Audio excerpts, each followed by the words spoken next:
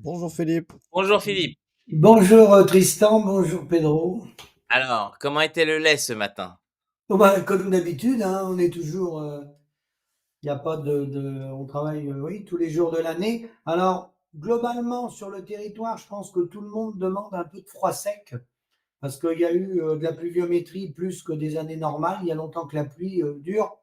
Et la pluie sur la jonction des 2 années 2024-2025 a commencé à faire des pertes économiques sur les rendements. Il y a une partie des rendements déjà 2025 qui sont compromis, je pense aux céréales, mais pas que, parce que même sur les prairies, si ce temps-là perdure, il y a déjà des dégâts de fait. Il faudrait qu'on ait une petite période de sèche, mais là, de sec, pardon. Mais là, on ne commande pas la météo, hein. Tu veux dire que ça fait tout pourrir, c'est ça? Oui, oui, il y a trop de pluie. Alors, quand il y a trop de pluie, pour les maraîchers, c'est compliqué. Pour les horticulteurs aussi, parce que la saison démarre tard. Et voilà, ça décale tout. Et ce qui n'est pas pris, s'il y a 3 semaines ou un mois de perdu en début de saison, tu ne le rattrapes pas. Parce que voilà, les saisons, c'est comme ça. Nous, au niveau du pâturage, c'est pareil. Si on perd un mois ou un mois et demi ou 2 mois de mise à l'herbe, après, l'herbe, elle durcit. Donc, on ne revient pas en arrière, hein. Avec la météo, on ne peut pas revenir sur les saisons. Et puis pour les céréales, oui, ça a les pieds dans l'eau. Donc quand ça a trop longtemps les pieds dans l'eau, en fait, c'est les excès qui posent problème. Si c'est trop sec longtemps ou trop humide longtemps, mais c'est compliqué, hein, ça a toujours été comme ça au cours des siècles. Hein, la météo, il faut que l'homme s'adapte à la météo. Et pour que l'homme s'adapte à la météo, il faut un modèle économique en adéquation avec les attentes sociétales pour que les paysans aient un revenu. S'ils n'ont pas de revenu, ils ne vont pas s'adapter à la météo parce qu'ils sont en faillite. Mais alors, Philippe, je suis désolé, hein, pardonne mon ignorance. Tu as dit l'herbe devient dure, mais comment l'herbe peut devenir dure?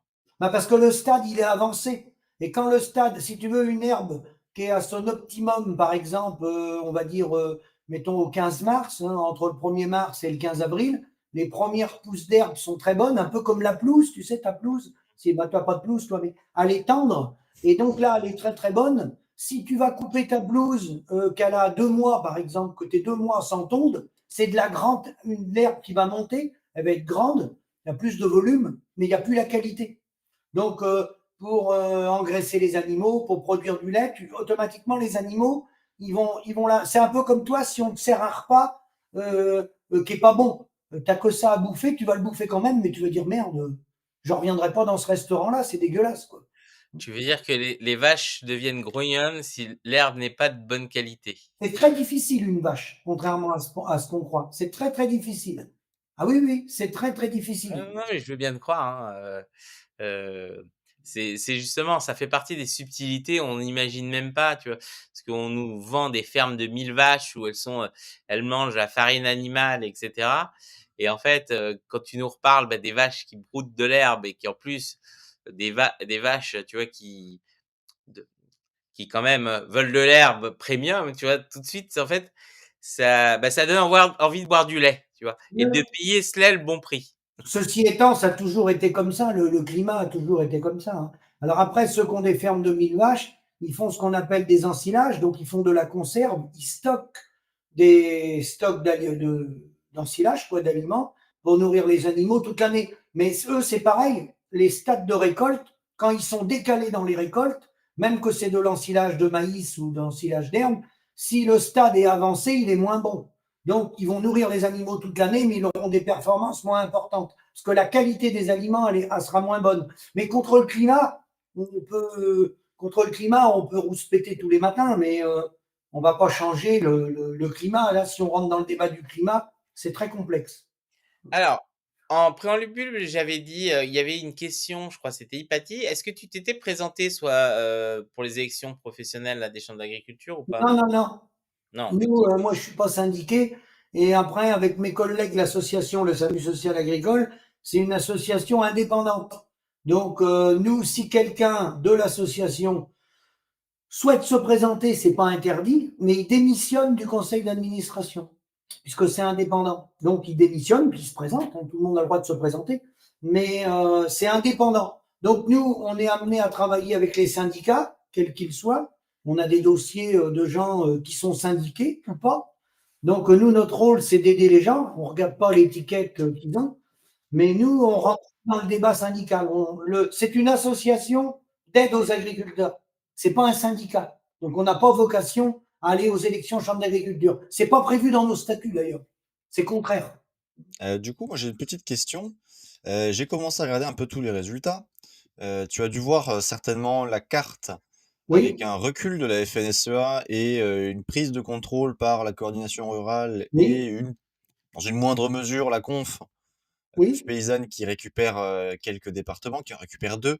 c'est ça. Euh, Est-ce que tu peux expliquer, peut-être, si tu as ces connaissances sur ça, comment ça fonctionne ces élections?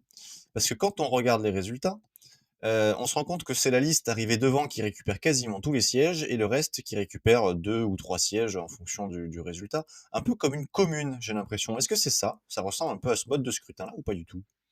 Oui, parfaitement. Je vais te l'expliquer. Alors déjà, je vois parce que c'est assez frais la fin des résultats en réalité. Et ce que je voulais, c'était le taux national de participation. Et je vois qu'ils sont pas très clairs encore à répondre. Ils disent qu'en Île-de-France, où sont les céréaliers de la FNSEA, on parle bien du collège 1, parce qu'il y a le collège des exploitants agricoles, il y a le collège des retraités, il y a les salariés et il y a les coopératives. Donc les autres collèges, c'est vrai que on y accorde un peu moins d'importance. C'est le collège 1 des exploitants agricoles. C'est-à-dire, les exploitants agricoles, c'est un peu comme quand vous faites le point sur les élections des salariés en disant entre la CGT, FO, la CFDT, qui est arrivé en tête. C'est un peu de ça qu'on va parler. Et je vois qu'en Ile-de-France, et je retombe sur les chiffres que j'ai vus il y a quelques jours, et les bras m'en tombent un peu, le taux de participation globale, je parle pour le collège 1 des exploitants, 16%. Tandis que le Lot-et-Garonne, il y a eu 31,12%. Je parle de votants. Hein. Dans le département des Charentes, 21,43%. Et là, les bras m'en tombent parce qu'en 2019, il faudrait avoir la participation moyenne. Parce que j'ai vu que dans l'Aveyron, par contre, c'était 57%. Mais il n'y a pas beaucoup de départements qui ont voté au-delà de 50%. Et en 2019, c'était 45% des paysans qui avaient voté, 45, quelque chose. Et pour vous donner une image, en 2007, c'était 66% des paysans qui avaient voté. Donc, il y a un dégoût comme la politique, on va pas se mentir, hein. Et les résultats, moi, je vais vous dire comment je les analyse. Il y a un dégoût, globalement, hein, des politiques et des syndicats, des responsables syndicaux. D'accord? Et c'est la raison pour laquelle, en Moselle, il y a eu une association qui s'est montée, comme aurait pu faire le SAMU, puisque Pedro t'a posé la question. Une association, alors il faut que ça soit prévu dans les statuts, hein, mais une association ou un collectif peut émerger dans un département et il dit, bah voilà, moi je me présente aux élections, c'est possible. Hein. Donc la Moselle l'a fait, ils ont gagné pour la deuxième fois, il avait gagné le coup d'avant. Il y a l'Ariège et il y Oui. a la Haute-Garonne où il y avait Jérôme Baille qui avait bloqué la 64, mais lui-même n'était pas sur la liste. Il n'a pas voulu être pris à partie, parce que bon, il s'est dit pas mal de choses autour de ce qu'il a fait, à tort ou à raison. Donc, il a poussé une liste, et où il y a eu des listes, je dirais, entre guillemets, sans politique, sans syndicat, elles ont gagné la Chambre. Donc, ça veut dire un rejet de la FNSEA, mais pas que. Et en Haute-Garonne, quand on prend le résultat où est Jérôme Bail, il gagne la Chambre avec 44 ou 45% des votants. 41-1. 41 des Ouais. votants. Ouais. Et la FNSEA, elle est qu'à 25. Ouais. Et la conf, elle est à 18, c'est ça? Oui. Et, Et et la la CR CR, 15. et la CR qui a fait une percée dans toute la France, elle est qu'à 15. Donc ça veut dire, c'est important ça, l'image. Ça veut dire que dans ce département-là, quelqu'un qui a pris son bâton de pèlerin, qui a dit moi je ne veux plus entendre parler de la gauche, de la droite, de la FNSEA, de la CR, de la conf. Je fais ma liste. Il a emporté la Chambre. Et la coordination rurale, elle est tombée à 15. Et la 18, la conf, elle a fait que 18. Donc ça veut dire que eux, ils n'ont pas pu arriver devant des gens qui étaient inconnus et qu'on fait une liste indépendante. Donc ça en dit long sur les gens qui vont plus voter. C'est pareil pour nous, les élections présidentielles. Il y a un rejet global des responsables. Pourquoi il y a un rejet global des responsables? C'est tout simple. C'est l'appauvrissement de notre métier. 80% des gens sont en dessous du SMIC brut. Les gens arrêtent dans les exploitations. Nous, on a des chiffres, puisque moi, je travaille avec le SAMU en lien maintenant avec, pas mal avec le ministère de l'Agriculture, le monsieur Malettre, qui a été nommé par Emmanuel Macron, qui est monsieur Olivier Damazin, d'accord, du Lot-et-Garonne. Et quand on regarde un peu les projections, on voit que nous, les paysans, on va être peut-être entre 20 et 30% à arrêter nos exploitations dans les 2 à 3 ans à venir. Alors, raison économique, hein, on ne va pas se cacher. Et puis, pas de repreneurs. Ceux qui arrivent à la retraite n'ont pas de repreneurs. Pourquoi ils n'ont pas de repreneurs? Parce que quand vous voulez vendre votre exploitation, le dossier ne va même pas passer à la banque. Donc, le repreneur, il n'aura pas les fonds. Donc, il ne va pas s'installer, il n'aura pas d'argent. Donc, là, la machine, elle est totalement grippée. Et dans cette machine qui est grippée, il y a un rejet. Donc, il y a eu de la colère. Et la FNSEA a quand même pris un coup de pied dans le derrière. Donc, la conf, Mayotte n'a pas voté à cause de ce qui leur est arrivé, la catastrophe qui est arrivée à Mayotte. Le vote, apparemment, est reporté d'1 an. Mais pour moi, la Confédération paysanne, je pense, va garder Mayotte. Donc, ils ont Mayotte. J'ai vu qu'ils avaient pris la Corse, ils ont pris l'Ardèche et ils ont pris la Guyane. Ça fait 4. Avant, il n'y en avait qu'un département. Il avait que Mayotte. Ils sont passés de 1 à 4. Philippe, juste si, parce que on n'est pas tous très au fait des différentes représentations syndicales. Donc, la FNSEA est plutôt l'équivalent de la CFDT, si on pourrait dire. Oui, c'est ça, ça ressemble d'ailleurs. Un MEDEF CFDT, si on pourrait dire ça. Oui. La FNSEA, sur les votants, la dernière élection, la FNSEA a fait 55, un peu plus de 55% des votants. Mais si tu remontes à 2007, il faisait plus de 60, il était à 65-68% des votants. Ils sont descendus à 55. Là, ils vont descendre en dessous la barre des 50. Donc, la FNSEA, on peut dire que c'est le représentant de l'agro-business. Bien sûr. La Confédération rurale, c'est plutôt… La coordination rurale, c'est un syndicat qui a fait 21,5 en la dernière élection en 2019. Là, ils vont passer la barre des 30%. Et la Confédération paysanne qui avait fait 20%, 20,2 ou 20,3, ils vont monter aussi, eux. Parce qu'ils ont Alors, justement, la coordination rurale, c'est… vu que ce n'est pas les représentants du patronat, ils portent quel courant derrière? Alors, si tu veux, pour terminer, donc j'ai dit la conf, ils sont passés de 1 chambre à 4 chambres d'agriculture. Il y a en dessous le syndicat MODEF, qui représente 1,5% des votants. Le syndicat MODEF, hein, qui est un syndicat qui est dans le sud, le siège il est à Angoulême. Eux, ils n'ont pas beaucoup évolué en termes de voix, mais ils font 1,5% des votants parce qu'ils présentent des listes que dans environ 17 départements. Ils ne peuvent pas déposer des listes partout. Ils n'ont pas des adhérents partout. Le MODEF, c'est les exploitations familiales, c'est ça? Mouvement, oui, des exploitants familiaux. Ça a été créé en 59. C'est la première scission de la FNSEA en 59. C'est le deuxième syndicat qui a été créé. Donc, pour la conf, progression de 1 à 4 chambres, pour terminer l'explication. Progression, et là je vais répondre à Tristan, en nombre de voix, parce qu'ils ont plus de voix. C'est pas parce qu'ils ont 4 chambres qu'ils n'ont pas augmenté. Moi, dans mon département, ils ont pris 150 voix. La coordination rurale en a perdu 120. C'est bizarre parce que généralement, la coordination, je vais en parler, ils l'ont monté. Et la FNSEA, chez moi, elle a perdu 400 voix. Mais il arrive en Maine-et-Loire, mais il arrive en tête quand même. On est d'accord. Donc, la Confédération paysanne, ils l'ont monté en nombre de voix global. Le financement se fait sur le nombre de voix. Et après, ils ont 4 chambres. Mais la coordination rurale, elle a fait une percée. Parce qu'elle, elle avait 3 chambres d'agriculture. Hein, elle avait la Vienne, la Haute-Vienne et le Lot-et-Garonne. Hein, et là, ils sont passés à une quinzaine. Je crois que, alors je peux me tromper de une, hein, c'est pas loin de 15. Ils ont le Gers, ils ont la Dordogne, ils ont la Charente-Maritime, ils ont le 41, ils ont le 37, ils ont les Ardennes, le 08. Là, c'est une véritable percée de la coordination rurale. Ça veut dire que les gens, ils ont voté coordination rurale pour, comment dire, pour dire à la FNSEA, on veut plus de vous. Vous êtes responsable. Voilà. Alors, j'ai beaucoup souvent la question, pourquoi? Parce que ça répond à Tristan. Pourquoi les autres, ils ont l'intégralité quasiment des sièges, alors que dans certains départements, la FNSEA peut faire 41 et la Confédération paysanne ou la coordination rurale va faire 39? Ou même, il y a des élections qui se sont jouées à 6 voix près. Mais la liste qui arrive en tête, Pedro, rafle d'entrée 50% des sièges. Et ensuite, sur la partie restante, ils en ont encore une partie. Ça veut dire qu'une FNSEA, il y a plein d'exemples comme ça, qui va gagner à 6 voix, ou à 10 voix, ou à 1 voix, Pedro.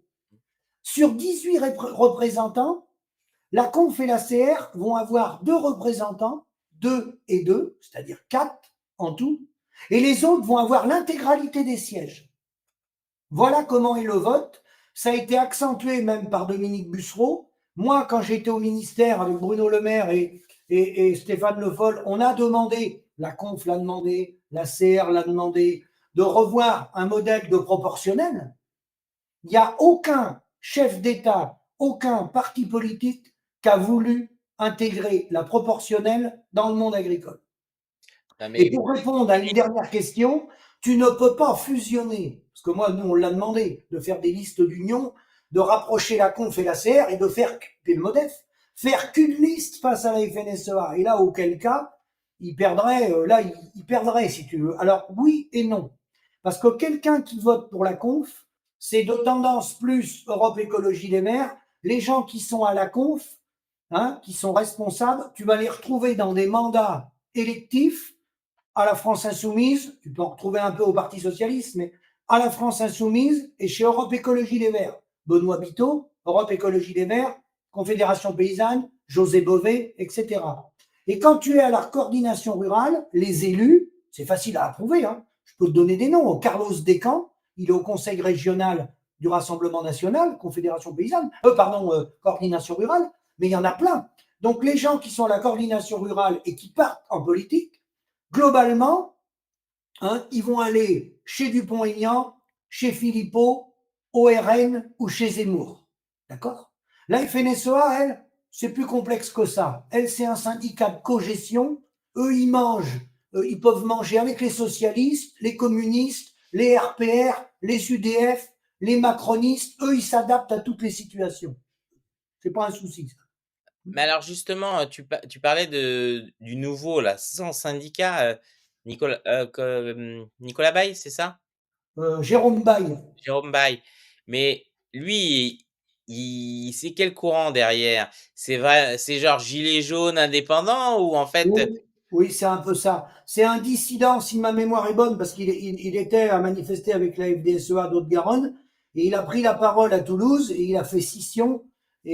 Alors, est-ce qu'il avait sa carte à la FDSEA? Ça, je ne sais pas, lui pourrait y répondre, mais il suivait les actions de la FNSEA, et il a été dissident. Comme dans la Moselle, c'est des dissidents. Et d'ailleurs, à l'origine, Paul Le Thé-Garonne, pour la coordination rurale, c'est pas vrai. D'abord, il y a un noyau fort coordination rurale.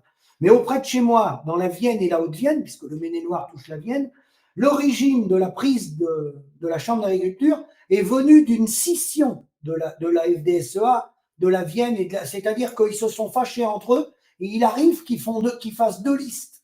Un peu comme quand la droite, tu sais, au présidentiel, tu as 2 listes, tu as un Balladur et un Chirac. Là, ça ouvre la brèche au camp d'en face. Et c'est là, quand il y a eu 2 listes FDSEA, comme ils se sont déchirés entre eux, la coordination rurale a pris la Chambre. Ça, c'était en 2019. Et ensuite, ils se sont engouffrés dedans. Mais là, en 2025, la percée de la coordination rurale, non, c'est un rejet de la politique de la FNSEA. Faut pas se mentir. Alors, pourquoi les gens ont voté plus pour la CR que la Conf? Il y a eu un vote utile aussi. Moi, j'ai eu plein de coups de téléphone et de mails en disant, Philippe, qu'est-ce que je dois faire? J'ai dit, moi, je vais pas te répondre, je suis indépendant. Moi, je combats la politique de la FNSEA, je dis qu'ils ont échoué. Mais après, je disais aux gens, regardez les résultats. Alors, ce que faisaient les gens, c'est qu'ils allaient voir le résultat de 2019. Et ils votaient pour la liste qui arrivait en 2e position. C'est-à-dire que si la CR était plus forte, ils faisaient un vote utile. Ils votaient CR pour renverser la FNSEA. Et s'il était dans un département où la Conf était plutôt en bonne position, comme en Loire-Atlantique, eh ben, ils votaient pour la Conf. C'était un genre de vote utile. Certains ont fait ça pour dégager la FNSEA. Mais alors, le pouvoir par rapport à ça, la Macronie, elle se retrouve quoi, dans la FNSEA ou ailleurs? Oui, alors tous les partis de gouvernement, Parti socialiste, pour les avoir rencontrés, étaient au ministère avec Stéphane Le Foll. La droite, j'en parle même pas. Macron, pareil, ils sont compatibles avec la FNSEA. L'origine de la FNSEA de 46, c'est des gens qui étaient dans la JAC, Jeunesse Agricole Chrétienne.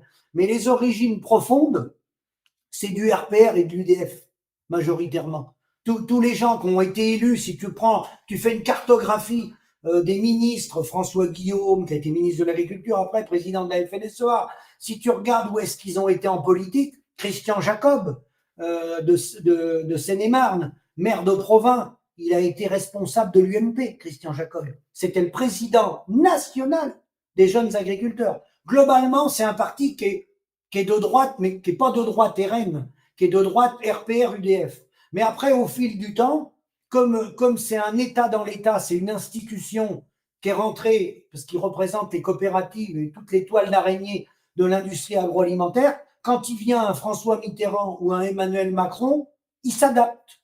Ils s'adaptent. Et puis, si vous leur mettez dans les pattes Édith Cresson ou Dominique Voynet, je vous laisse apprécier ce qui est arrivé à Édith Cresson et Dominique Voynet.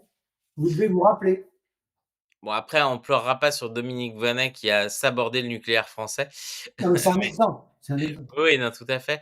Mais alors, question, parce que maintenant que les résultats sont tombés, concrètement, qu'est-ce que ça va changer pour nos paysans?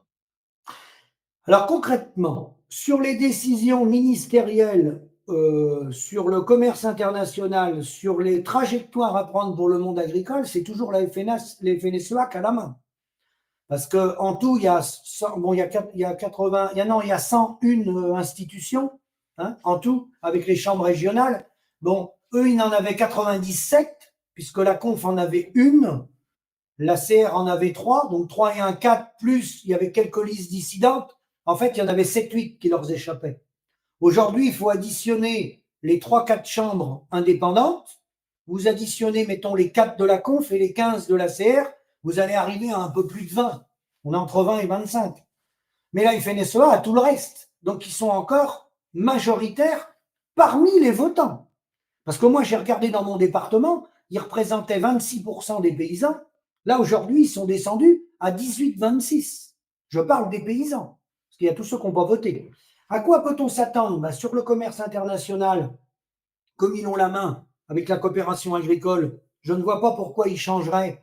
Et le gouvernement n'ira pas contre la FNSEA. Il n'y a aucun gouvernement qui a été jusqu'à maintenant contre la FNSEA. Par contre, les chambres d'agriculture qui ont été prises par les listes indépendants, par la CONF, par la CR, ils ont un vrai travail à faire parce qu'il y a des responsabilités qu'ils ont qui n'a rien à voir avec l'Union européenne, rien à voir avec Ursula von der Leyen, et ils n'ont même pas besoin ni d'Emmanuel Macron, ni de la ministre de l'Agriculture. Il y a tout ce qui est local, les PAT, projets alimentaires territoriaux, qui sont des lois sur la sécurité civile qui ont commencé à prendre forme en 2004. Vous voyez, c'était les gouvernements Sarkozy. Ça a été reconduit par les autres gouvernements. Macron n'a pas arrêté le processus. Donc, une chambre d'agriculture, un président de chambre d'agriculture, il n'a pas des milliards à sa disposition, il ne faut pas dire de blague, mais il a un pouvoir de persuader les élus, les maires, les présidents de Comcom, pour mettre en place les nourricières. Les nourricières, c'est quoi? C'est conserver les producteurs locaux, bio et conventionnels, pour, en cas de conflit majeur, cyberattaque et tout, dans le cadre des lois de la sécurité civile, les élus ont l'obligation de mettre en place un plan communal de sauvegarde. Et la Chambre d'agriculture, si elles veulent se détacher de la FNSEA, il faut mettre en place ces plans communaux de sauvegarde pour redonner la rémunération aux nourriciers, aux locaux, aux paysans. Et là, ça n'a rien à voir avec la FNSEA et Emmanuel Macron. C'est du local, à l'échelon d'un département. Quand on veut, on peut. Mais il faut des élus courageux et qui disent dans les collectivités territoriales, nous, on va prendre, si on est en Maine-et-Loire, on va dire, nous, voilà, nous, le Maine-et-Loire, il y a plein de produits, on les a en Maine-et-Loire, hein, ou en bordure des Deux-Sèvres. Nous, on met en place des plans locaux et on rémunère les producteurs. Ça veut dire c'est le producteur qui reprend la facture. Hein. C'est pas la coopérative. Hein, parce qu'autrement, on retourne à la case départ. Et ça, il n'y a pas besoin d'Ursula von der Leyen pour faire ça. Ce n'est pas contraire au traité européen. Ça n'a rien à voir. Tu veux, moi j'ai une question peut-être. On parle justement des plans d'action locaux.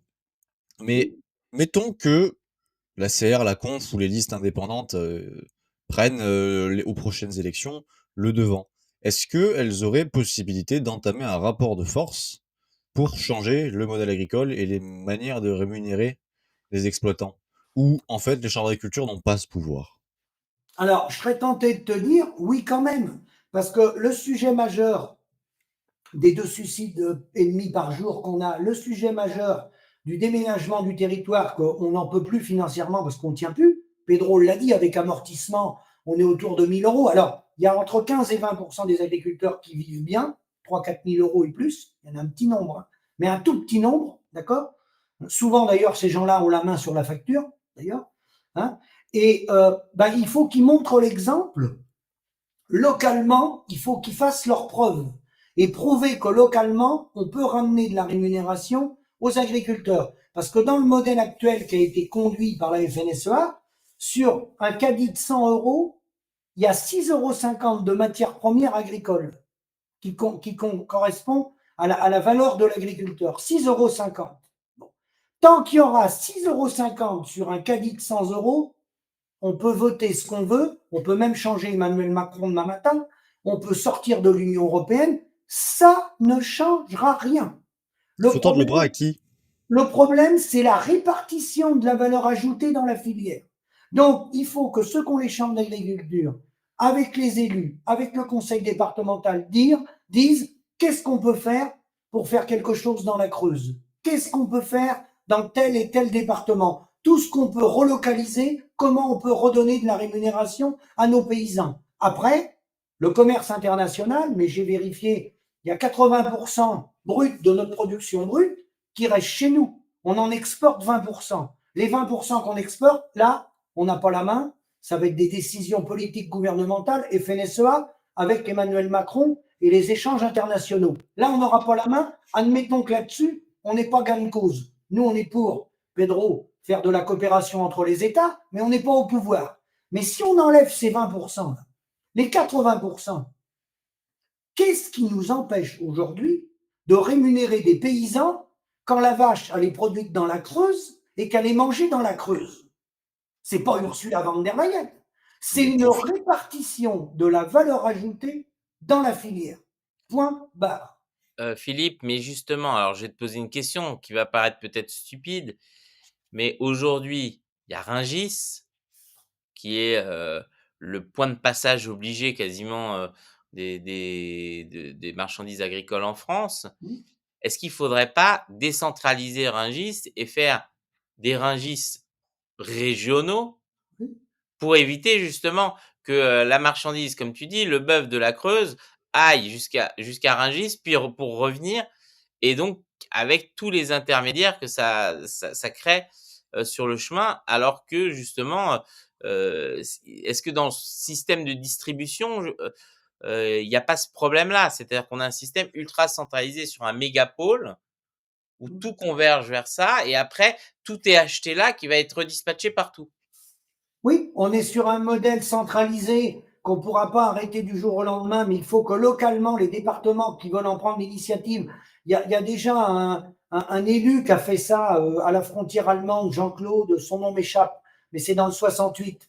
Et sa commune, elle est totalement autonome en produits locaux, je dis bien locaux, hein, parce que bio et conventionnel, parce qu'on ne peut pas demander à tout le monde qu'il n'y ait que du bio, c'est pas toujours évident à mettre en place. Bon, donc c'est local, d'accord? Et il faut aller vers ça pour éviter de faire des Rungis. Parce que le problème de Rungis, alors demain matin, on ne va pas nourrir Paris avec les locaux, hein, on est bien d'accord. Il faut aller par étapes. Il faut recréer des nourriciers. Parce qu'il y a des départements, je vois des gens qui font des commentaires, qu'est-ce qu'on fait en Val-de-Marne? Et évidemment, parce que cette mondialisation a tout détruit.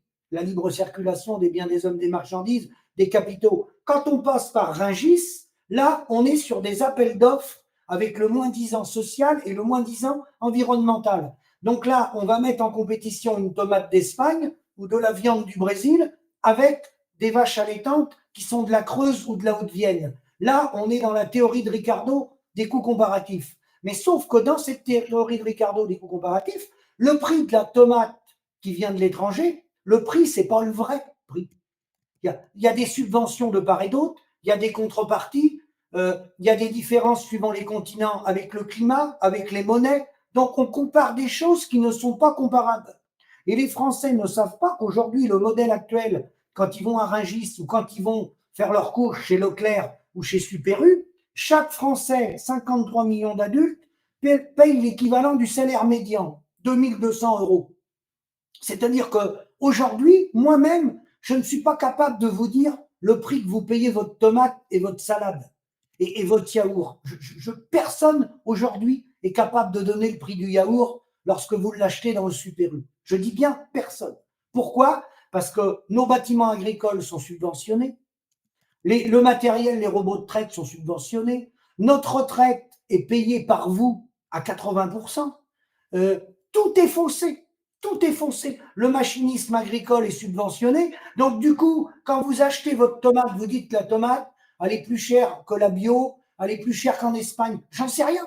J'en sais rien. Parce que la tomate, en fait, c'est qu'une partie que vous payez. Le reste, vous le payez par vos impôts. Donc, on ne le connaît pas, le prix de la tomate. Tout est faussé. Tout est faussé. Si tu veux, j'ai une question. Je ne sais pas si tu connais. Alors, c'est une marque qui s'est développée par chez moi dans la Garonne, la Brique Rose. Tu connais un peu ça ou pas? La brique rose, qu'est-ce qu'appelle la brique rose? La Brique Rose, c'est une coopérative de producteurs laitiers qui ont mis en commun les productions à un endroit précis, bon, là, en banlieue toulousaine, pour produire localement du lait et le vendre localement. Donc ça se vend dans le Garonne et dans les communes limitrophes autour du département. Le prix est globalement le même qu'on trouverait dans un supermarché, enfin on le trouve dans un supermarché aussi, mais ils prônent une meilleure rémunération des producteurs de lait. Est-ce que c'est un modèle qui peut être développable ou c'est voué à l'échec? Oui, ça, c'est des bonnes initiatives. Je vois dans les questions, il y en a un, il met la tomate, c'est plus une tomate, c'est de la flotte. Ben oui, c'est de la flotte. Pourquoi? Parce qu'on est dans la mondialisation, on est dans la théorie de Ricardo, donc on va pour chercher à faire des profits, et pour faire des profits, on est prêt à tout. On est prêt à mettre des OGM, on est prêt à mettre de la flotte dans les tomates, on est prêt à faire de la viande cellulaire. C'est l'argent qui s'engouffre dans l'alimentaire. Et à partir de là, le moins disant, c'est à celui qui sera le plus fort. Et puis après, les portes sont ouvertes à tout. Alors, revenir sur des initiatives comme tu le proposes, elles sont très bonnes. Le problème, c'est qu'il faut les analyser et ça mérite des enquêtes. Il faut bien savoir si réellement ça revient aux agriculteurs. Parce qu'il y a plein de gens qui s'engouffrent dans la misère du monde agricole. Si je prends l'exemple du lait, ça fait très longtemps qu'on est en dessous des coûts de production, qu'on est exploité et qu'on n'est pas payé. Et il y a des gens qui ont créé des marques, type C'est qui le patron, où ils vont payer le lait 10 centimes de plus le litre chez certains producteurs sur une petite partie du litrage, mais pas chez tous les producteurs.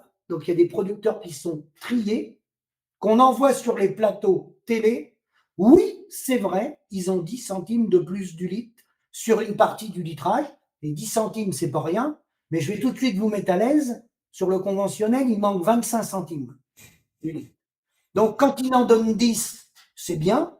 Moi, si j'ai un billet de tomber dans ma cour, je le ramasse. Hein, je ne le mets pas à la poubelle, hein, le billet. Je le mets dans ma poche, d'accord? Mais le sujet, il n'est pas là. Là, c'est des gens qui ont monté des usines pour faire de la com, pour faire du business sur une partie des producteurs. L'idée est bonne, mais attention. Et sachant que ces 10 centimes-là, ils sont payés par vous dans les magasins. Et c'est du lait demi-écrémé. Et l'industriel a récupéré la crème. Et il y a une question toute simple qu'il faut poser à ces gens-là, qui mettent 10 centimes de plus du litre en faisant payer le consommateur. Pourquoi ils ne l'ont pas fait avant? Pourquoi dans le Loiret, à LSDH, la laiterie qui fait ça, pourquoi il n'y a plus de producteurs, ou presque plus, dans le Loiret, dans le 36 et dans le 37? Ils sont venus s'installer chez moi en Maine-et-Loire, parce que tous les producteurs, ils ont arrêté chez eux là-bas, parce qu'il n'y avait pas de rémunération. Pourquoi ils ne l'ont pas fait avant? C'est comme quelqu'un qui dit dans une entreprise, moi c'est vrai, le SMIC, c'est pas normal, il faut que j'augmente mes salariés. Mais pourquoi il ne l'a pas fait avant? Elle est où l'argent? Elle est où l'argent qu'ils ont gagné avant? Qu'est-ce qu'ils en ont fait de cet argent? C'est là que les gens, faut qu'ils s'interrogent. Quand quelqu'un fait une initiative comme ça, demandez bien réellement ce qui revient dans la poche des producteurs. Et si c'est un coup de com' ou dans le groupement ou la coopérative, il y a 15 producteurs qui en bénéficient, tant mieux pour eux. Hein. Ils ont 10 centimes de plus. Mais je vous ai dit, il en manque 25. Mais tous les autres qui sont pas payés, moi je reçois des mails toutes les semaines des gens qui sont dans la laiterie, cette laiterie-là. Il n'y a pas que lui qui fait ça, hein. C'est qui le patron? Et il dit, et moi, il y a 10 ans que je suis à la laiterie, j'ai rien, moi. J'ai jamais rien eu. Pourquoi je n'y ai pas droit, moi? Moi, je ne sais pas y répondre. Mais Lactalis a fait ça. Tout le monde a fait ça, hein. À tour de rôle, ça s'appelle de la com, ça. Édouard Leclerc fait ça. Super U fait ça. Vous savez comment? Ils mettent en photo un éleveur à l'entrée du magasin et ils disent consommez cette viande locale. Le gars, il est en photo avec sa vache. Cette vache rémunère le producteur. Et ben, vous savez concrètement, je vais vous le dire. La vache, au lieu d'être vendue, par exemple, 4,50 € du kilo de carcasse, il est vrai que Leclerc et Super U va donner 1 € de plus. Donc le gars, au lieu d'avoir 4,50 € du kilo de carcasse, il va avoir 5,50 €. D'accord? Vous rajoutez 1 € sur une carcasse de 400 kilos, ça fait 400 € de plus dans la poche du producteur. Et le producteur, il va mettre dans le magasin, allez, peut-être 2 vaches dans l'année, ou 3 vaches. Et il va faire de la com, comme c'est qui le patron, sur les 3 vaches, sauf que le gars, il en vend 40 vaches dans l'année. Et les autres, elles sont vendues au prix mondial. Vous avez compris la ficelle? Mais si tu veux, là, j'ai récupéré sur le site de la Brique Rose, il parle de démarche solidaire, nos producteurs sont mieux rémunérés, une partie des ventes est versée à un fonds pour aider les jeunes éleveurs à s'installer dans la région, avec un petit visuel en dessous, plus 5 centimes, éleveurs mieux rémunérés. Donc Alors ça ça, fait tu quoi? parles de plus de 5. Tu parles de quelle boîte, ça? La Brique Rose. Tiens, si tu veux, 5 centimes. Alors 5 centimes du litre. Alors 5 centimes du litre, comme je te dis, c'est pas assez. Non, mais c'est une initiative qui tire vers le haut, mais 5 centimes, on est très très loin du compte. Très Parce que très tu loin parles, du il compte. faut 25 centimes, c'est ça? Mais Pour bien sûr. avoir un Mais prix bien, mais normal. bien Oui, mais sûr. en fait, ce que tu es en train de dire, Philippe, et je pense que, parce qu'on l'a vu, c'était le greenwashing, c'est-à-dire ces sociétés faussement écolo qui vendaient de l'écologie pour placer du produit chez les gens, du panneau solaire, du machin. Il y a eu le bio-washing où on s'est rendu compte avec les labels Max Havelaar et tout que qui étaient faits au Costa Rica ou je sais pas où, que leurs normes bio étaient moins disantes par rapport à nos normes pas bio à nous. Et maintenant, en fait, on va dire, il y a une espèce de logique, on va l'appeler l'agri-washing, où tu as des entreprises surfant sur cette détresse paysanne. On l'a vu comme un argument marketing, mais au final, c'est toujours pas équitable. C'est-à-dire que ils vont dire oui, c'est solidaire, regardez, on paye mieux. Mais si tu payes, on va dire, si quelqu'un est payé de misère et que tu lui dis, OK, tu gagnes 1 000 € par mois, je vais faire la bonté de te payer 1 100, le C'est ça. mec, s'il a besoin de 2 000 pour vivre, ça changerait en fait. C'est ça. C'est ça. Donc Alors, ils capitalisent sur ça en disant: «Regardez, on est sympa et tout», et donc ça fait plus de clients. Donc voilà. au final, Et après, ils vont envoyer sur les plateaux les quelques producteurs qui, eux, peuvent passer de 1000 à 1500 ou 1600. Mais ça va représenter quelques producteurs, pas tous les producteurs. Donc, du coup, on peut même, après, ça ne nous regarde pas, c'est une boîte privée. Mais on pourrait même poser la question, comment se fait-il qu'il n'y a pas de mutualisation? Comment se fait-il qu'ils vont trier quelques producteurs qui vont payer mieux, pas au coût de production, mieux, ils vont les envoyer sur les plateaux. Et pourquoi le voisin, dans le même village, lui, il livre à la même laiterie, il n'a pas droit à ça, lui? Tu vois, là, faut se poser les vraies questions. C'est là qu'il faut se poser les vraies questions. Alors, oui, le prix en conventionnel, il est autour de 65 centimes qu'il faudrait qu'il soit payé dans les exploitations. Et puis le bio au-dessus. Et c'est le cas au Canada. C'est presque le cas en Italie aujourd'hui. Ils voient qu'ils sont en train de perdre leur filière. Ils sont entre 55, 57 et 62. Ils sont à peine à 65. Mais ils sont quand même un peu mieux que nous, on va dire, en Italie. Et là, aujourd'hui, ce que je dis, c'est tellement vrai que dans les exploitations, on ne peut plus racheter le foncier. On a du mal à racheter nos terres. Les banques ne veulent plus nous suivre. On ne peut plus renouveler les parcs bâtiments ni les parcs matériels. C'est-à-dire qu'aujourd'hui, une salle de traite pour traire les vaches, même pour une exploitation, je dirais, moyennement petite, 50 vaches laitières, ça vaut 100 000 euros. Ça a plus de doublé en 15 ans le prix du matériel, comme les tracteurs. Donc, tu penses bien que le litre de lait, au prix qu'il est là, bah, ça ne peut pas le faire. mais alors Philippe, parce que c'est un truc que tu évoques souvent par rapport au demi-écrémé. Ce que tu dis, c'est qu'en vrai, le lait entier devrait coûter plus cher que le lait demi-écrémé. Oui, que Oui, parce que la eux, marge est bien supérieure sur le lait demi-écrémé, qu'on nous pousse tous à consommer, puisque c'est ce qui est mis en avant, hein. Le lait, demi-écrémé est mis beaucoup plus en avant que le lait entier oui.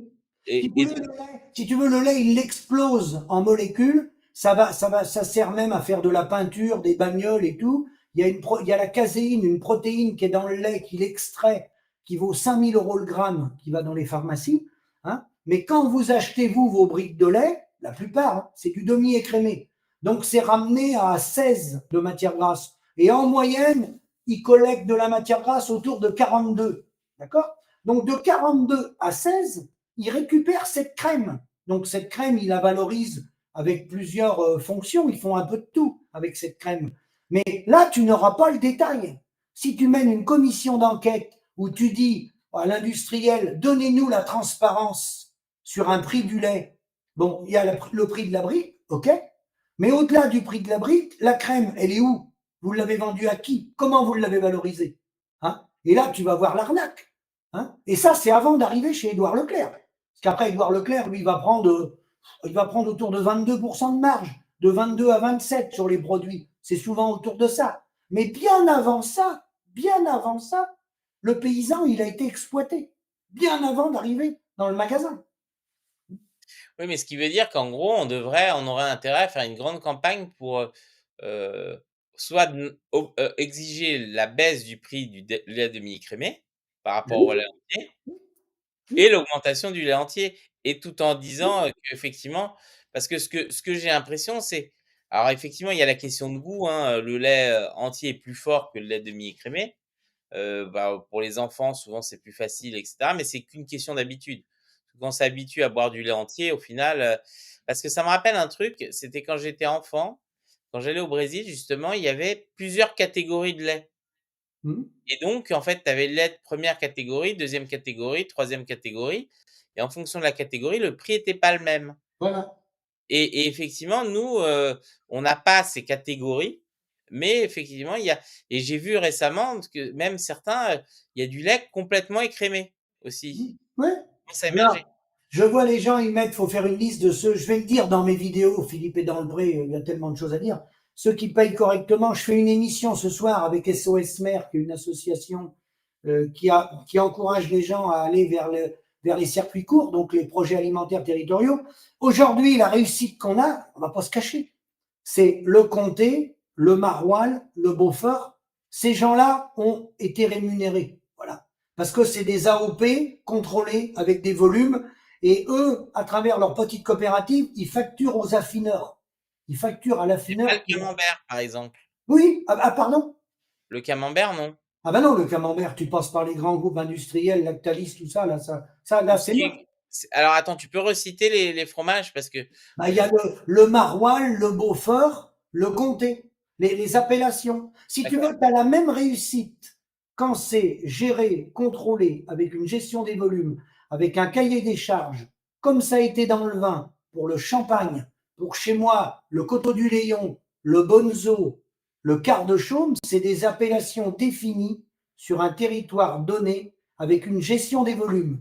Donc le champagne ou le comté, tu ne peux pas faire un comté aux États-Unis ou en Inde. Tu ne pourras pas prendre l'appellation comté. Oui, mais le roquefort, par exemple, le roquefort, tu pourrais alors tu es devenu flou, je ne sais pas Ouais, je ne sais pas pourquoi ça fait ça. c'est ta caméra a pris l'apéro. Ouais, je ne sais pas, ça va revenir, mais je ne sais pas pourquoi. Ouais.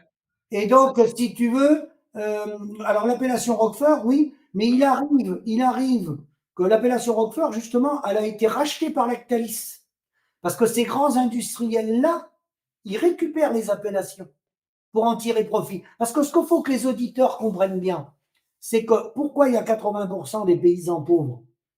C'est que la licence, ce qu'on appelle la licence pour quelqu'un qui travaille, qui a une licence, nous, les marques, Maître Coq, Poulet d'Oloé, Poulet de Chaland, ça appartient aux industriels, à LDC. La viande, Charal, ça appartient à Bigard. Le camembert président, la marque, ça appartient à Lactalis.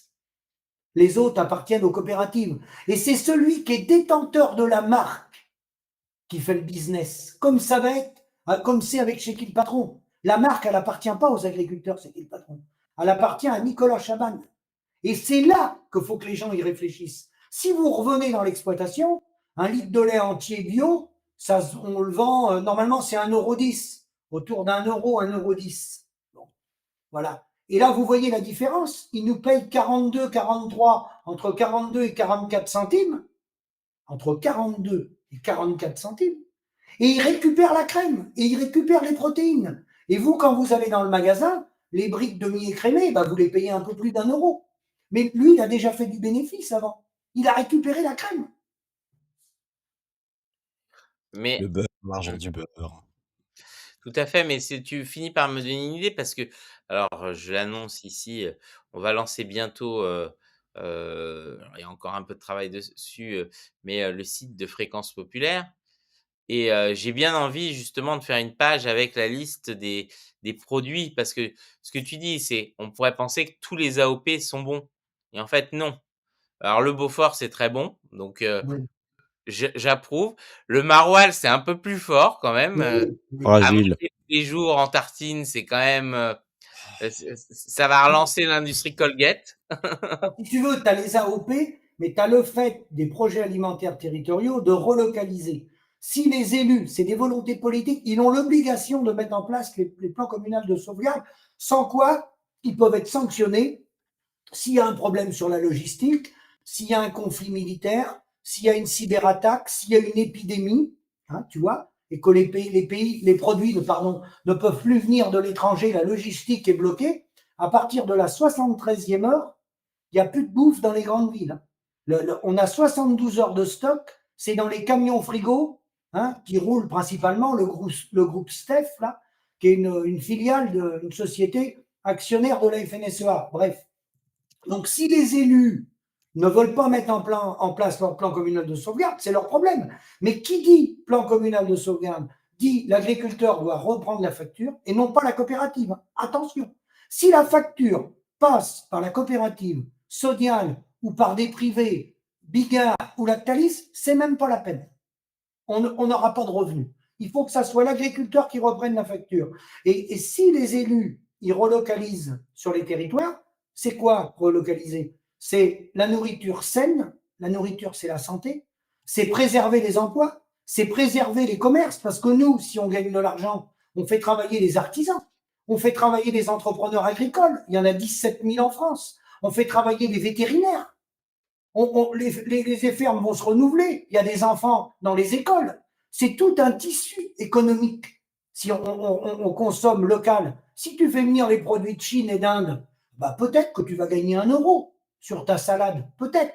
Alors, 1 € sur ton prix d'achat, mais pas en réalité. Si tu comptes, t'intègres tous tes impôts et tout, c'est pas vrai que tu gagnes. En plus, je devrais rajouter le dégât que tu fais d'un point de vue environnemental à trimballer des marchandises sur des 15-20 000 kilomètres. Donc, on a tout faux sur toute la ligne. Il faut relocaliser. Sur les grandes villes, je t'avoue que c'est un peu plus compliqué parce que pour décentraliser, il va falloir y aller par étapes. Ça, je le reconnais. Mais alors, parce que moi, je vois la tome de Savoie aussi, ça fait partie des bons Oui, AOP. oui, Parce oui. que, alors, j'ai cherché une liste.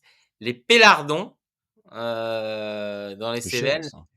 le Cantal, Le Cantal, oui, un peu, mais les mieux valorisés, ça reste le Comté, le Maroilles, le Beaufort, il y a le Reblochon aussi, non?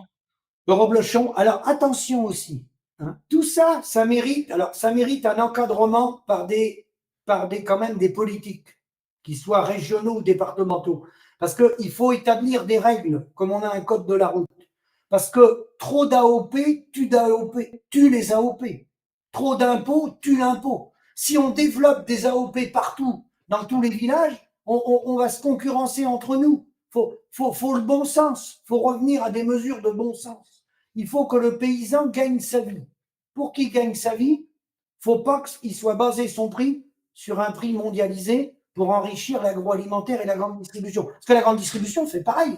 Ils font des appels d'offres pour aller au moins 10 ans. Ils font comme l'agroalimentaire. Et l'agroalimentaire, ils ont des plateformes à l'étranger qui ramènent de la marchandise chez nous. En fait, ce qui nous est arrivé en agricole, c'est ce que fait Michelin, C'est ce qu'ont fait toutes les entreprises industrielles de textiles où ils ont été fabriqués en Asie du Sud-Est. Ils renvoient des vêtements chez nous. Nous, l'agroalimentaire fait ça.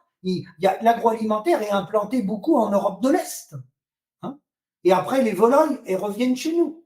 Bon. Donc ça, c'est la mondialisation qui a fait ça. Alors, est-ce qu'on veut subventionner des gens? Le prix est complètement faussé. On ne connaît même plus le prix des produits. On a beaucoup de chômeurs, beaucoup de travailleurs pauvres et des paysans qui se suicident. Parce qu'on refuse de relocaliser tout ce qu'on peut relocaliser. Je n'ai pas dit qu'on pouvait faire 100%. Il faut garder du commerce international. Là, sur cette partie-là, il y a un débat qu'on pourrait ouvrir, hein, où il existe la charte de la Havane. Mais déjà, qu'on commence déjà par rémunérer ce qu'on consomme chez nous. Non, mais c'est fondamental. Donc toi, pour toi, ces élections passées vont pas changer grand-chose, en vrai. Si, alors, c'est des volontés d'élus. Si des élus de chambre d'agriculture, avec un vrai maillage des élus sur certains territoires, si un maire d'une commune n'est pas d'accord, faut pas perdre de temps avec ça. Faut sauter sur la commune d'à côté avec celui qui est d'accord. Il faut enclencher la mécanique. Parce que tout à l'heure, Tristan a posé une bonne question. Qu'est-ce qui pourrait convaincre les gens et faire évoluer les gens en disant que la FNSEA s'est trompée? Ben, c'est les résultats sur le terrain. Si vous avez, on va prendre un chiffre petit, si vous avez que 2 agriculteurs par commune qui demain retrouvent de la rémunération grâce aux projets alimentaires territoriaux, 2, c'est pas suffisant, hein, mais c'est 2 de sauver. Et c'est du concret, c'est du concret. Et il faut montrer aux gens comment on peut retrouver la rémunération. Et moi, ce que je reproche à la FNSEA, tu vois, Pedro, c'est qu'ils ont mis tous les œufs dans le même panier. Ils ont été dans la mondialisation sur les marchés internationaux en disant, vous allez voir ce que vous allez voir, c'est nous les plus forts, on va exporter du blé à travers le monde, en Égypte, partout en Algérie, et on sera moins cher que les Russes, et on sera moins cher que les Américains, et on envoie, notre coopérative laitière envoie de la poudre de lait au Burkina Faso pour écrouler les paysans là-bas du Burkina Faso qui ne peuvent pas produire, parce que notre poudre de lait est subventionnée. Et ce modèle mondialisé, on s'est tiré une balle dans le pied à nous et on a détruit les agricultures des pays émergents. Moi, ce que je leur reproche, c'est qu'au lieu d'avoir mis tous les œufs dans le même panier, il aurait pu faire une demi-mesure. Il aurait pu dire, on a une politique pour aller sur les marchés internationaux, mais par contre, on ne met pas tous les œufs dans le même panier, on garde un minimum de local.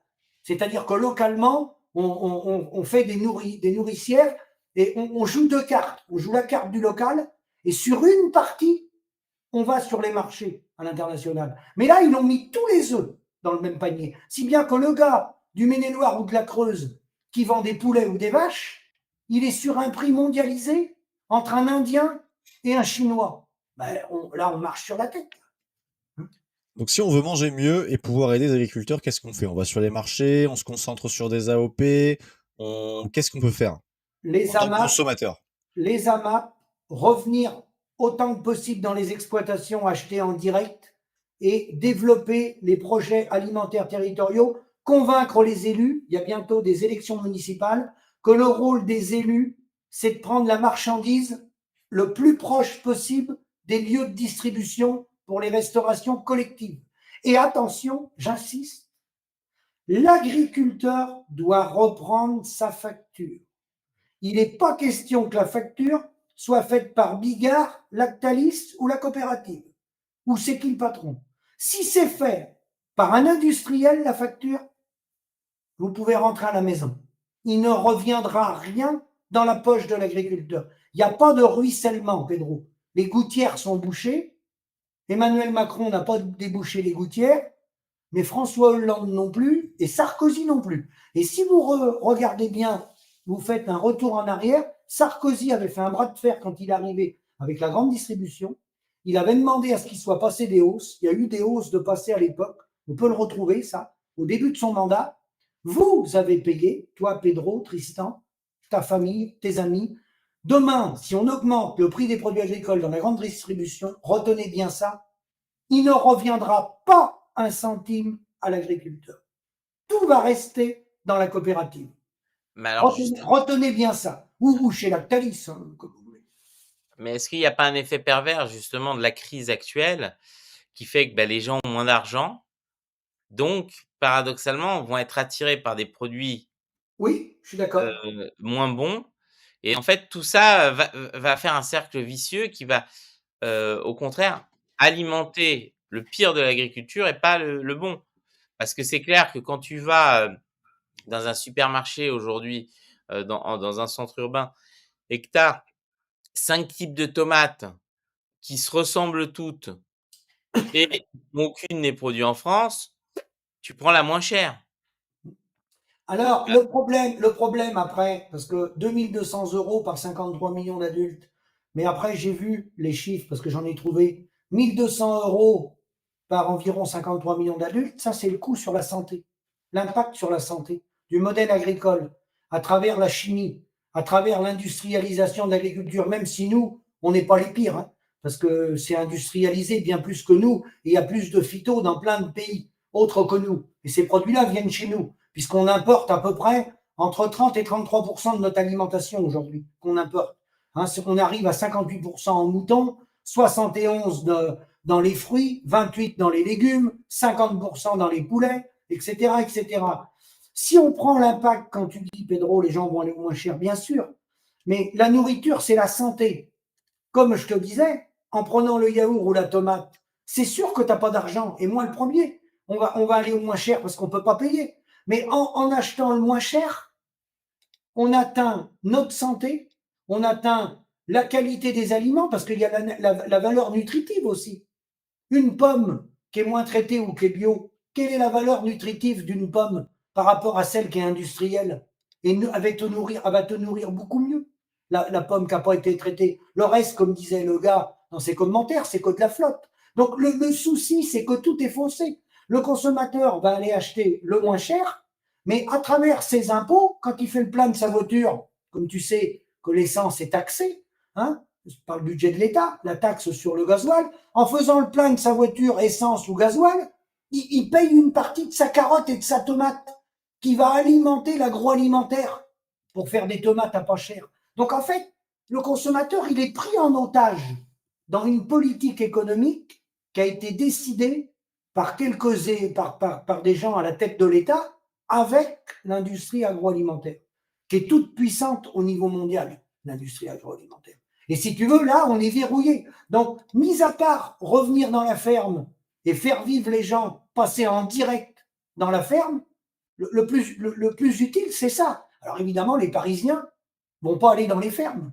Parce que d'abord, autour de Paris, il n'y en a plus, qu'on des vaches, des cochons ou des canards. C'est le désert, c'est plus que des céréales.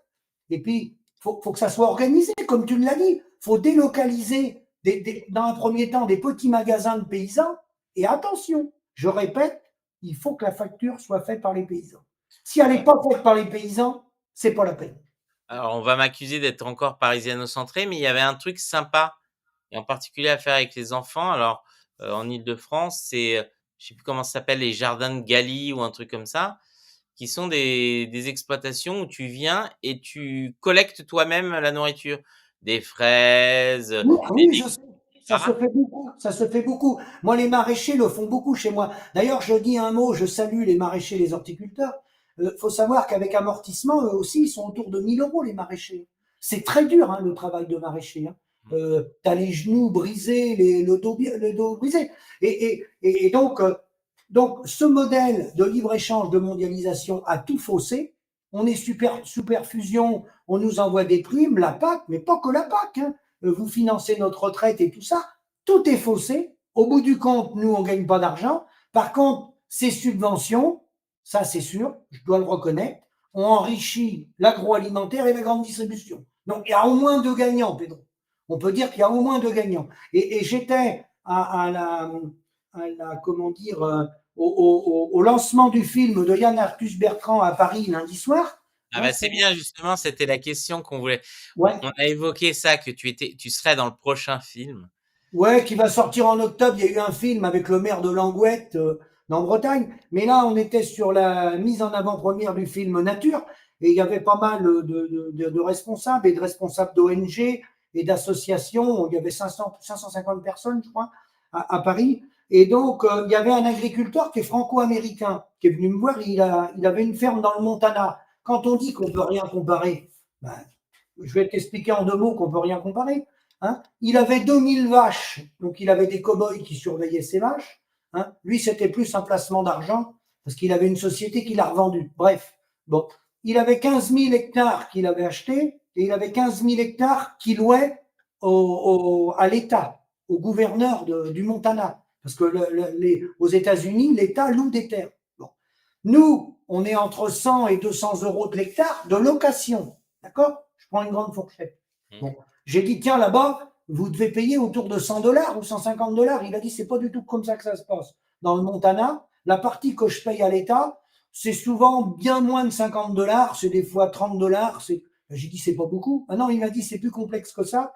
C'est qu'ensuite, il y a des milliardaires ou des sociétés de chasse, qui louent également la terre, donc qui peuvent donner 200, 300 euros l'hectare, des sommes beaucoup plus importantes.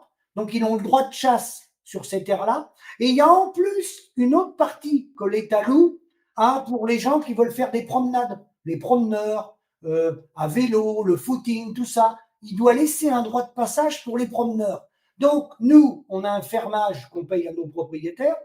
Là-bas, le fermage, dans le Montana, l'exemple en question, il se décompose en 3. Il y a des sociétés de chasse, il y a des promeneurs, et il y a de toute petite partie qui est versée pour l'agriculteur. Quand il va vendre ses vaches, si ces vaches, elles arrivent sur le marché de Rungis, tu veux qu'on se compare comment avec ça? Tu vois, tout est foncé. Ensuite, il n'y a pas de sécurité sociale, c'est pas comme chez nous. Les cow-boys, il m'a bien dit qu'il était payé comme un lance-pierre. Hein, ils démarrent en gros au lever du jour jusqu'à la nuit, ils dorment sur place, mais c'est une vocation. C'est une vocation. Mais tu vas pas faire fortune, cow-boy. Donc, comment veux-tu comparer une vache qui va venir du Montana avec une vache de la Creuse? C'est pas possible. Pas possible. Eh ben, tu me donnes une idée, Philippe, parce que je connais très bien un agriculteur américain parce que comme c'est difficile d'être agriculteur partout dans le monde, qui fait à peu près le même type d'exploitation que toi, donc du bétail pour du lait, et qui lui était dans le Tennessee et qui, pour vivre aux États-Unis, était obligé d'être prof de français.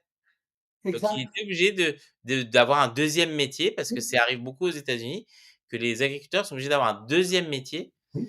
Et donc, je me dis que ce serait intéressant de vous avoir tous les deux parce que ça permet aussi de mettre en perspective, parce que lui aussi, petit exploitant, la difficulté de l'exploitant aussi de l'autre côté. C'est-à-dire que cette souffrance, il faut pas voir, c'est l'agro-business et les grands qui gagnent, jamais les petits. Partout, ils se font écraser. Et effectivement, voilà. Et en France, c'est plus rare effectivement que des agriculteurs aient un deuxième métier. Bon, il y en a beaucoup. Mais Souvent, les épouses travaillent à l'extérieur. Oui, il y a quelques doubles actifs agriculteurs, mais c'est vrai, c'est plus rare. Mais maintenant, comme il n'y a pas de rémunération, bon, il y a de la double activité avec madame, souvent. C'est plus souvent madame, ça peut être monsieur, mais plus souvent madame. Mais après, les gens, nous, les agriculteurs, on s'engouffre dans les énergies, dans l'éolien, dans le photovoltaïque, dans l'agrivoltaïsme, dans le méthaniseur. Il y en a qui ont des chambres d'hôtes. Enfin, on s'engouffre dans tous les revenus possibles et imaginables pour monter notre curseur des 1000 euros. C'est tout. ouais, non, mais c'est compréhensible, hein. J'ai vu justement en Île-de-France, il y a beaucoup de champs de maïs qui, avant la récolte, font des labyrinthes. J'ai trouvé ça Oui. assez sympa justement, une bonne idée, d'ailleurs bonne sortie avec les enfants. N'hésitez pas à regarder autour de vous, c'est éphémère, hein, il faut que ce soit entre le moment où le maïs est suffisamment grand et avant la coupe, mais justement ça fait une super balade avec des enfants et généralement il y a des labyrinthes de maïs comme ça et ben, ça fait un complément de revenu à l'agriculteur, c'est pas bête et voilà. Et donc c'est vrai qu'on voit que les agriculteurs sont obligés, de se renouveler, et d'aller trouver des relais de croissance au-delà de leur propre métier. Bah, si tu veux, moi je dis souvent, le menuisier qui est venu chez moi, il n'a pas été couper les arbres dans la forêt avant de venir poser les meubles. Donc nous, on est rendu à un stade où cette économie, cette financiarisation de l'économie fait que normalement, nous, on était des producteurs. Il y avait des transformateurs, une logistique et une chaîne de grande distribution, petite ou grande, petit ou moyen magasin. Bon. Je te rappelle que 62% des communes en France n'ont plus de commerce. Bon. Donc, nous maintenant, c'est quand même triste, il faudrait qu'on ait 3 casquettes. Producteur, transformateur, commerçant, viticulteur, producteur, vinificateur et la casquette commerçant, vendre son vin dans la cave ou aller faire les marchés pour vendre son vin. Donc on est obligé de faire 3 métiers pour avoir le revenu d'un, parce que nos politiques, je dis nos au sens large, hein, même au niveau de l'Europe, n'ont pas été capables de mettre un cadre pour répartir. On est dans une filière. Une filière, c'est une addition de valeur ajoutée. Il y en a deux qui mangent le gâteau et l'autre, il n'a plus que les miettes. Et personne n'a été capable de mettre en place une répartition de cette valeur ajoutée. Je dis bien personne. Non, mais c'est très intéressant. Je pense qu'il y a de toute façon, je pense qu'il faut une transparence. Ça va être très important qu'il y ait une transparence, comme tu dis, sur, des comparatifs, sur, là où conseiller le consommateur, hein, parce que nous, on est perdu en tant que consommateur. On peut savoir la provenance, mais ça se trouve, certaines pommes, venant, d'un autre pays rémunèrent mieux les agriculteurs de ce pays-là que la pomme faite par le méga industriel français et cetera. Donc même la provenance, en fait, même si en termes d'écologie, c'est mieux le circuit court, n'est pas un gage du bon niveau de rémunération de l'agriculteur. Donc c'est vrai que c'est important et je pense qu'on rediscutera justement, on va essayer de faire une émission comme ça avec, peut-être essayer même de prendre un agriculteur d'un autre pays encore, pour montrer que cette réalité, elle touche tous les pays, Oui, indépendamment elle touche tous les pays, hein, elle touche tous les pays, hein. Les bah, je agriculteurs américains, c'est pareil. Alors après, moi j'ai discuté avec l'agriculteur du Montana, on arrive aux mêmes conclusions que chez nous. Pourquoi certains tiennent plus le coup ou passent le cap? Alors ils passent le cap parce qu'ils ont diversifié, donc ils ont des revenus autres qu'agricoles, voilà, comme tu l'as dit, hein, ou madame a un revenu, voilà, ou c'est des très vieilles familles où ils se sont passés la succession et ils n'ont pas été empruntés beaucoup parce que quand il y a une crise, ils peuvent passer le cap, comme il me disait. Quand il y a une crise, s'il y a un trou de 100 000 dollars, bon, si tu as repris derrière plusieurs générations et que les parents ont amorti les structures avant toi, peut-être qu'en allant chercher 40 000 dollars à la banque, tu vas passer le cap.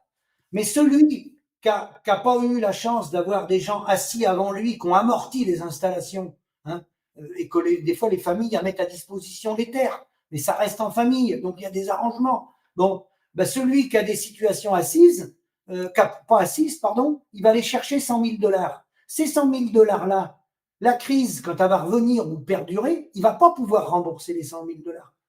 Tandis que celui qui a été en chercher 40, lui, en vendant les animaux le même prix, il va passer. Parce qu'il n'a pas emprunté en totalité. Et c'est là que se fait des différences. Alors, ça joue parce qu'il y en a qui ont des doubles activités, il y en a. Là, on est dans du cas par cas. Mais en fait, en permanence, les agriculteurs vont chercher des leviers pour ramener du revenu. Donc, les leviers, ils sont parfois énergétiques, c'est parfois des mandats. Il y en a, ils sont maires de communes. Il y en a, ils ont des mandats syndicaux. C'est des revenus autres qu'agricoles. Voilà. Et on en est rendu là. ah mais c'est super tout ça, dis-moi, super. C'est C'est Oui, bien toujours expliqué. très intéressant ce que tu dis, hein. C'est pas la situation est horrible et c'est pas du tout mon propos dès que c'est super, c'est juste moi ça me désespère parce que si tu veux, le message qu'il faut retenir, c'est le message des 6,50 €. D'ailleurs, je l'ai dit à Yann Arthus Bertrand, c'est pas très grave. Dans le film, il a dit que c'était 8 euros. Bon, il s'est trompé parce que c'est entre 6,5 et 7 aujourd'hui, ça peut varier la part de la matière première agricole. Dans un caddie de 100 euros, et dans le film, il est parti 8 euros. Mais bon, c'est pas grave, ça on est sur les marges d'erreur.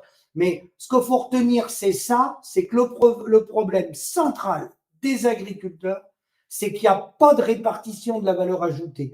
Il n'y a pas de revenus. Et à partir du moment qu'il n'y a pas de revenus, c'est séparation des couples, c'est le suicide, c'est la mise sous pression. Voilà, après, il n'y a plus rien qui va. Après, il n'y a pas de renouvellement de matériel. Après, c'est comme on dit chez nous, c'est le chien qui se mord la queue. Tu peux pas résoudre un problème s'il y a un manque de rentabilité. Toute entreprise qui ne sort pas de revenus, tu sais bien, Pedro, que l'entreprise, elle ferme. Tu le sais, ça. alors il y a juste un bémol, sauf quand on a des bons copains bien politiques qui privatise, comment ça s'appelle? Les profits Oui, et exact. Socialise les nationalise les pertes. pertes. Exact. Exactement et là, eux, ils s'en sortent toujours très bien Exact, exact, exact. Et puis et après, avec toutes les incohérences de la politique agricole commune, à l'heure où je parle, où il y a beaucoup d'agriculteurs qui ne touchent pas la PAC, qui n'ont pas la PAC a été à ceux qui avaient beaucoup d'hectares, donc principalement les grands céréaliers des bassins parisiens au début. Et Edgar Pisani, ministre de l'Agriculture de Gaulle des années 60, hein, qui avait un vignoble dans mon département, le Maine-et-Loire, a dit à la fin de sa vie, soit une politique agricole a fonctionné et il faut savoir la faire évoluer, soit il n'a pas fonctionné et il faut savoir en changer. Le problème, c'est qu'à la tête de nos États, à la tête de l'Union européenne, personne n'a pris le courage d'en changer. Personne. mais je pense que c'est fondamental ce que tu dis et je pense qu'il y aurait un vrai travail de faire d'éducation aussi des enfants. Parce que Oui, tu vois, moi, en tant que parent, comment j'explique à mes enfants qu'est-ce qu'il faut acheter? Et c'est dès le très jeune âge qu'il faut commencer à expliquer la différence entre les aliments et je suis désolé quand tu emmènes un enfant au supermarché et qu'il voit 4 types de tomates, il prend celle qui est la plus rouge et qui brille. Il pense pas, ce qui fait que parfois c'est pas forcément, c'est compliqué et donc tout ça, c'est un vrai, ça n'existe pas à l'école. On nous apprend pas à reconnaître les aliments, à être capable de savoir, bah, quel est le lait le meilleur, le plus nutritif, tout ça. On dit en gros, on part du principe que tout le monde sait manger et qu'il y a pas d'apprentissage et je pense qu'il y a un travail à faire là-dessus et c'est très important, justement. et surtout bien retenir que tout est faussé. La balance commerciale, elle est à plus vers 5,5 milliards aujourd'hui au niveau agricole. À une époque, la balance commerciale agricole était au-dessus d'Airbus, mais on a plongé parce qu'il y a des pays pardon, dans le monde qui produisent à moins cher que nous, évidemment, de par des raisons climatiques, ils font travailler les enfants. Il y a des endroits où le SMIC est à 1 ou 2 euros de l'heure. Donc, nous, bien entendu, tu comprends bien qu'on ne peut pas lutter. Et donc, en fait, tout est faussé. Et quand les gens consomment des produits, le prix, il est subventionné parce qu'on est dans un commerce international où nous, on vend des armes. Hein. Et remarquez bien, Pedro et Tristan, que depuis que le monde agricole a évolué depuis l'après-guerre, euh, les pays émergents et les pays pauvres hein, n'ont pas Alstom, n'ont pas le TGV, n'ont pas Airbus, n'ont pas de Rafale, mais ils ont des vaches, des moutons, des canards et des chèvres. Et dans l'évolution de notre société, dans la financiarisation, on a mis en échange des rafales ou du nucléaire contre des moutons et des canards. Et donc là, forcément, la suite, tu la connais. Hein. Il y a les gagnants et les perdants de la mondialisation. Il y a les sacrifiés, c'est tout. Après, je te cache pas que pour se défendre contre certains ennemis, c'est plus pratique un tank qu'un canard, mais encore Si tu veux bouffer, si tu as rien à bouffer dans ton tank, je te jure que tu prends le canard. écoute, c'est un vaste débat auquel on répondra la prochaine fois. Les pigeons sont très utiles, en termes militaires. Les canards, je ne sais pas. C'est une vraie question. Mais Est-ce que merci au monsieur qui a mis un commentaire. Le Mercosur, c'est pour le vendre des bagnoles allemandes. Ben oui, c'est l'industrie allemande contre Et quand tu dis, Tristan, c'est important la nourriture, rappelle-toi l'Angleterre, qui était la première puissance mondiale avant la Seconde Guerre mondiale. Les Anglais disaient que eux, ils étaient pour la théorie de Ricardo qui était un économiste anglais, et certains avaient posé la question au gouvernement anglais, qu'est-ce que vous ferez en cas de conflit ou si vous n'avez plus d'approvisionnement, comme vous abandonnez votre agriculture. Et les responsables anglais de l'époque avaient répondu, on enverra la Royal Navy. Voilà. non, Ouais. mais de toute façon, les Anglais, ils ont jamais su franchement, de tous les pays dans lesquels je suis allé, dans le monde entier, le pays où je crois qu'on mange le moins bien, c'est C'est les l'Angleterre. États-Unis. Non, non, aux États-Unis, tu peux bien manger, il faut savoir où aller. En Angleterre, Je crois. ah, c'est vraiment dégueulasse. Bon, je sais pas, ils ont pas de culture culinaire. Ça faire quelques gâteaux à la crème, mais c'est vraiment un truc, c'est très étrange parce que partout en Europe, on mange assez bien. En Espagne, on mange bien, en Grèce, on mange bien. Heu Dans les pays de l'Est, tu manges bien. Il y a plein de trucs à la patate, au chou. Mais en Angleterre, tout est dégueulasse. Même les Allemands. Même les Allemands, ils ont quand même des bonnes saucisses, des trucs, de la bonne bière. Mais alors, franchement, l'Angleterre, c'est vraiment, je crois, dans le top, tout en bas, en fait. Je n'ai pas d'explication.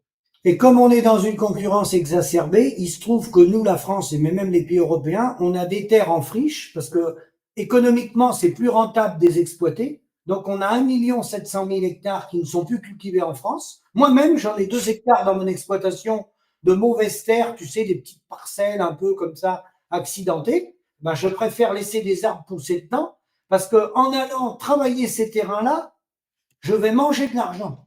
Donc, je ne vais pas me lever le matin pour aller faire une parcelle pour manger de l'argent. Je ne vais pas me tirer une balle dans le pied. Donc, on en est rendu là. Voilà. Et bien, sur ces bonnes paroles, alors pour nos téléspectateurs, il faut savoir que ce soir, je ne sais pas encore l'heure, mais ce sera ce soir, parce que comme la vidéo est longue, on a 2 heures d'Emmanuel Todd et je ne vous révélerai pas le thème pour l'instant. Et donc, qui vont être publiés ce soir, si tout va bien, puisque j'ai pas encore commencé le montage, il faut quand même le faire. Mais ce qui est sûr, c'est que c'est du lourd. On a pris en compte les remarques, on a amélioré le décor, tout est mieux, vous verrez. Et franchement, c'est vraiment une très belle vidéo. Et donc, scrutez la chaîne, elle sera postée. Et oui, c'est long, mais parce que justement, c'est important de pouvoir articuler une pensée complexe. C'est comme ce que fait Philippe. On peut pas résumer. Si on reste dans la télé zapping où en 2 minutes il faut tout dire, ben on dit rien. Et donc je pense Non. que c'est important. Bon. Ce qu'on peut dire en conclusion, c'est que le problème numéro un, avant de parler de tout, glyphosate, des sangliers, les machins, ça, le problème numéro un, c'est le revenu. Jean Covici l'a dit. Si les paysans n'ont pas de revenus, de toute façon, tous les autres sujets, on peut les évacuer. C'est la première chose, c'est récupérer notre valeur ajoutée et qu'on ait du revenu. Et le revenu, c'est pas 800 euros, ni 1000 euros. Parce que j'en vois qui disent, ah bah oui, oui, oui, les paysans, faut qu'il ait un SMIC. Ah non. Tu vas pas demander à quelqu'un d'investir 400 000 euros, faire 80 heures semaine pour un SMIC. Je regrette, mais là, monsieur, ceux qui disent ça, vous êtes hors sujet. Eh oui. Tout à Bon. fait. Philippe, on se retrouve bientôt hein, pour continuer sur ces sujets, évidemment. Alors, cette histoire là de cornes, systématiquement, c'est un tournesol. Il n'a pas de cornes. Regardez, ça c'est des travailleurs ruraux. Il y en a d'autres là. Voilà, dans mon salon. C'est Donc ton père qui les a fait, cela? ouais, ça s'appelle les damnés de la terre. Donc, ça vient du Brésil, ça, Pedro? Ouais, celui-là, je crois qu'il les a peints quand il était ici, mais peut-être pas, remarque. Mais et donc le tournesol est le symbole du mouvement des sans-terre au Brésil. Ah oui. Voilà. Donc Mais voilà le pourquoi. Et donc avec les vêtements traditionnels, donc le chapeau, puisque les paysans au Brésil ont souvent des chapeaux et les femmes un châle, parce qu'avec le soleil, bah, compliqué quand même. Et donc voilà, c'est Très une bien, espèce d'allégorie. Donc il y en a d'autres chez moi, mais pas c'est un peu en avance. très bien. voilà. Et donc ils sont dans ce délire que parce que quand je suis comme ça, si tu veux, regarde, tu vois, ça fait des cornes. Oui, oui, oui. Bah, ça fait parler les auditeurs, ça, Pedro. Ouais, tout à fait. Faut donner de l'ambiance. Bon, merci beaucoup, hein. C'est moi qui te remercie. De toute façon, tu sais que tu es invité permanent ici, qu'on t'aime. Et en plus, à chaque fois que je te vois, Tu c'est diras, tu diras à Georges que bah, quand vous serez disponible, moi, c'est moi qui vous invite sur ma chaîne. mais ouais, mais je sais, mais moi je voudrais aller dans ton exploitation parce qu'à chaque fois que je te parle, j'ai envie de boire du lait en fait, mais du bon lait. Tu vois, j'ai envie de retrouver ce lait qui sort de la vache, bien chaud, tu vois. Ouais, on va programmer ça au beau jour, avril-mai au beau jour, parce que quand il y a des prises de photos, avril-mai, c'est mieux que l'hiver. Il n'y a pas de problème. Bah, merci beaucoup. Merci à tous les auditeurs. Désolé encore pour hier. Demain, il y aura une matinale normalement et il y a peut-être d'autres vidéos qui sortiront aujourd'hui. On va voir si je suis motivé et dès que j'ai fini Todd, parce qu'il y a pas mal de choses en retard et vous allez voir, et la semaine prochaine, il y a les vacances, mais on va aussi sortir pas mal de vidéos. Donc merci beaucoup, Philippe. Merci Pedro, puis de toute façon à bientôt, bonne journée, et à ce soir Ouais, avec Emmanuel Todd, à ce soir avec Emmanuel, le brillant Emmanuel. Tout à fait. Bon, bonne Merci. journée à tous. Allez, merci, je retourne à mes vaches, à bientôt.